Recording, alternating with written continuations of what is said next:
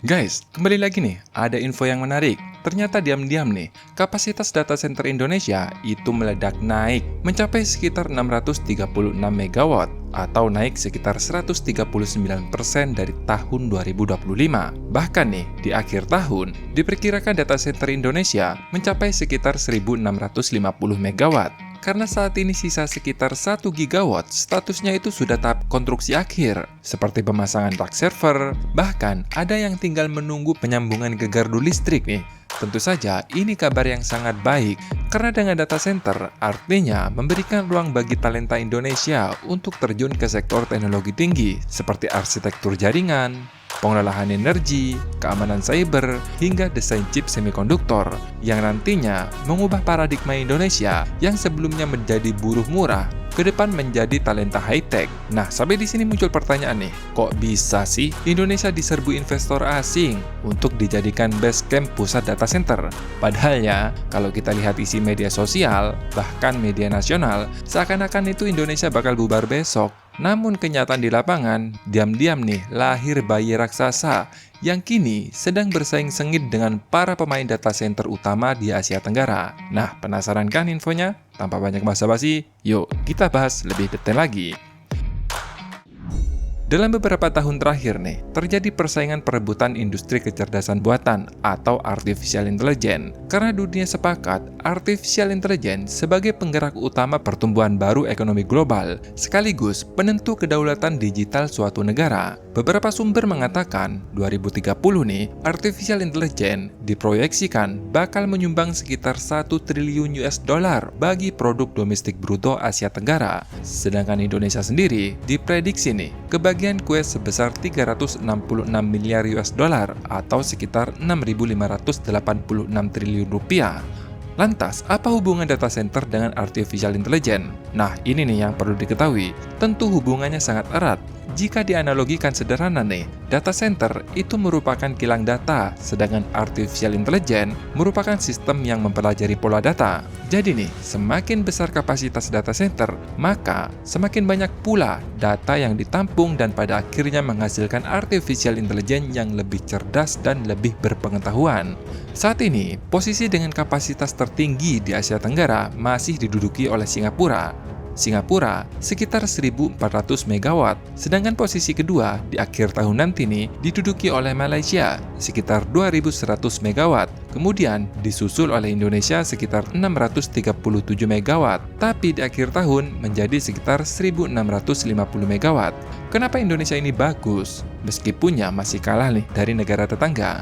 Jawabannya itu sederhana, karena Indonesia baru mulai fokus tapi sudah melahirkan bayi raksasa. Indonesia itu baru mulai fokus data center tahun 2023, sedangkan Malaysia itu sejak awal tahun 2000-an. Memang Indonesia itu sudah punya data center sekitar tahun 2011, tapi itu sifatnya masih terfragmentasi untuk kebutuhan internal perusahaan masing-masing, bukan dipersiapkan untuk hub regional jasa seperti Malaysia. Jadi gap persiapannya itu nggak sedikit bro, sekitar 2 dekade lebih. Artinya, jika dilihat sekilas nih, negara tetangga masih tampak unggul karena negara tersebut menawarkan tarif listrik yang kompetitif, berbagai insentif pajak, serta kedekatan geografis dengan Singapura yang selama ini telah menjadi pusat digital di Asia Tenggara.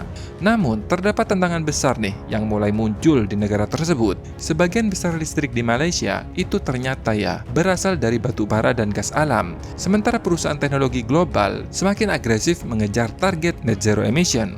Bahkannya, demi industri data center, Malaysia sampai berani nih ngeprank Google. Jadi ya ceritanya nih, Malaysia itu ngasih National Energy Transition Roadmap, kemudian menjanjikan karpet merah nih, dan berkomitmen untuk menyulap negaranya menjadi pusat digital berbasis energi bersih di masa depan. Google pun tertarik tuh, dan resmi menanamkan modal sekitar 2 miliar US dollar, atau sekitar 32 triliun lah kurs kala itu. Pas gedung data centernya sudah mulai dibangun, dan server siap dinyalakan, ternyata nih Google baru tahu kalau lebih dari 80% pasokan listrik jaringan tersebut masih menggunakan batu bara. Akhirnya ya, demi menyelamatkan reputasi Google nih, mereka terpaksa nih membeli sertifikat RCS. Masalah ini semakin sensitif loh. Nah, ini nih yang menjadi alasan industri data center di Indonesia itu tumbuh pesat. Data center itu merupakan industri yang sangat haus akan daya listrik. Selain itu, bukan listrik sembarangan, melainkan listrik hijau atau green energy. Masalahnya, pembangkit listrik energi hijau tidak menghasilkan energi yang stabil, dan yang stabil itu cumanlah PLTP atau geothermal. Bahkan PLTA pun masih menghadapi masalah air surut saat musim kemarau. Nah, kalau Malaysia nih, gait investor pakai strategi greenwashing atau memanfaatkan celah hukum pencitraan lingkungan, Indonesia itu justru mengambil langkah yang berbeda. Tidak menyediakan listrik murah, tidak memberi karpet merah yang berlebihan, tidak memberikan janji-janji manis, tapi Indonesia justru mengambil langkah struktural dari hulu dengan membangun ekosistem industri BESS atau Battery Energy Storage System. Inilah rahasia kenapa bisnis data center Indonesia itu makin panas. Karena bulan ini nih, bulan Juli ini, perusahaan patungan BUMN telah resmi produksi massal BESS. Ya, pabrik baterai Catip udah mulai produksi massal. Pabrik ini dirancang menggunakan konsep captive market, sehingga produksinya itu dapat dialokasikan secara fleksibel antara baterai kendaraan listrik dan baterai penyimpanan energi.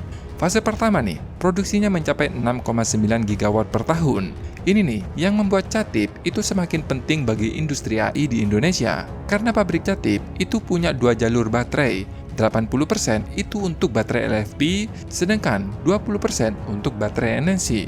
Sedangkan baterai LFP ini menjadi standar global loh untuk penyimpanan energi. Artinya, fase awal saja nih, Catip sudah siap menyuplai BESS sekitar 5,5 gigawatt hours per tahun. Sedangkan fase kedua nanti, kapasitas akan bertambah nih, sekitar 8,1 gigawatt, jadi totalnya sekitar 15 gigawatt per tahun pada tahun 2028 nanti, atau sekitar 12 gigawatt LFP tiap tahun. Sedangkan pemain kedua yang tak kalah penting nih, yaitu PT Rep Batero Indonesia yang berlokasi di kawasan industri Wedabai.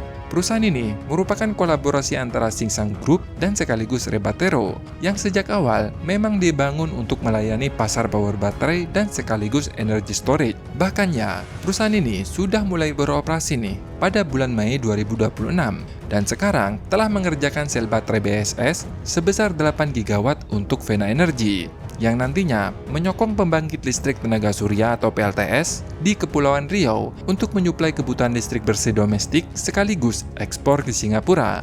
Kapasitas produksinya, perusahaan ini gak main-main loh, mencapai 15 gigawatt di tahun depan. Jadi, total kapasitas BESS Indonesia di akhir tahun 2026 ini sekitar 12,4 gigawatt per tahun. Itu sudah cukup untuk kebutuhan BESS dengan kapasitas data center sebesar 1,5 gigawatt dengan standar Eropa atau standar ketahanan tinggi 8 jam.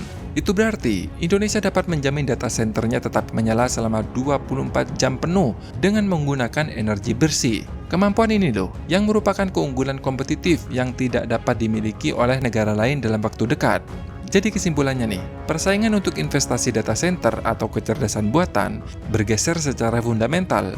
Bukan berbicara siapa yang ngasih insentif murah atau janji kosong yang tidak dapat ditepati, melainkan negara mana nih yang mampu menyediakan energi bersih yang paling stabil. Nah, disitulah yang menjadi tolak ukur investasi data center di masa depan. Nah, gimana nih kalau menurut pendapat kalian? Apakah sudah siap nih untuk memanfaatkan artificial intelligence di Indonesia? Kalau nggak siap, ya siap-siap aja. Kalian bakal tertinggal nih dan menjadi pasar doang di masa depan. Silahkan tulis pendapat kalian di kolom komentar. Terima kasih sudah menonton. Sampai jumpa di next video. Dadah!